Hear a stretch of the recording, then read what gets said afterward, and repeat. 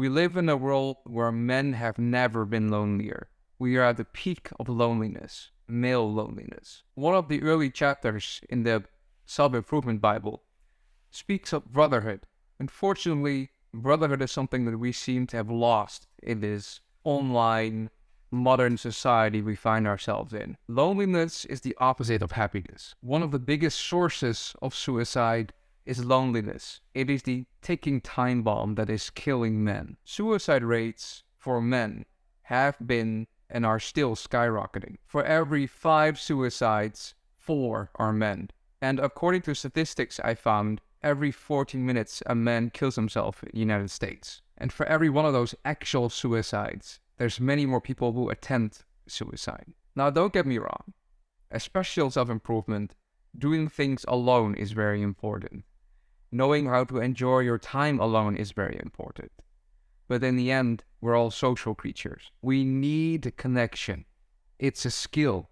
It's a social skill that takes time to perfect. It is the skill of knowing how to deal with other humans, how to be liked, how to lead. More and more we are glued to our phones, to our computers, to our other devices.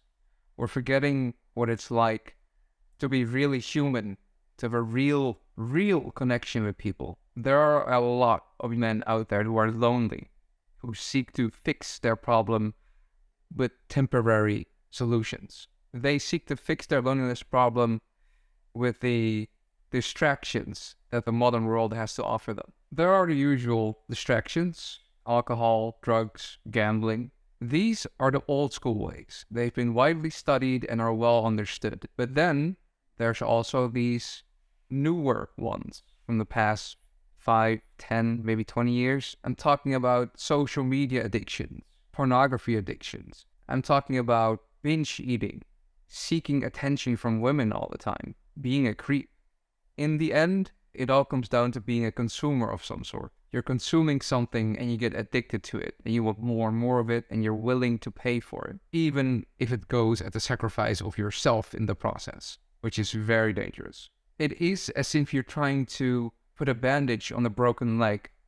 You might think it works, but it really doesn't work. It only makes it worse on the long term. And I think that even though there's a lot of individual problems that comes with it, the worst part is you're doing exactly what the modern world wants you to do as a man. And you're being exactly who the modern world wants you to be as a man. Weak, impulsive, addicted, no purpose, no mission. One of the ways to destroy a society is by making the men weak. And don't get me wrong, it's okay to be weak. It's not okay to stay weak. That's where the difference is. I believe that most strong men were weak at some point. But there is that switch that goes off, where you go from existing into living, where you go from NPC to main character, reactive to proactive. That's where the self-improvement process usually begins for most people. And you can also see it in the way that social media platforms and technological companies in general have been designed and have been built thus far. I went and took a deep dive into Twitch today to see what it's like these days, and I was kind of shocked by the results. So as you can see, Twitch promotes degeneracy, makes men weaker than they should be, and basically makes them a mindless consumer. And as always, don't forget, don't shoot the messenger.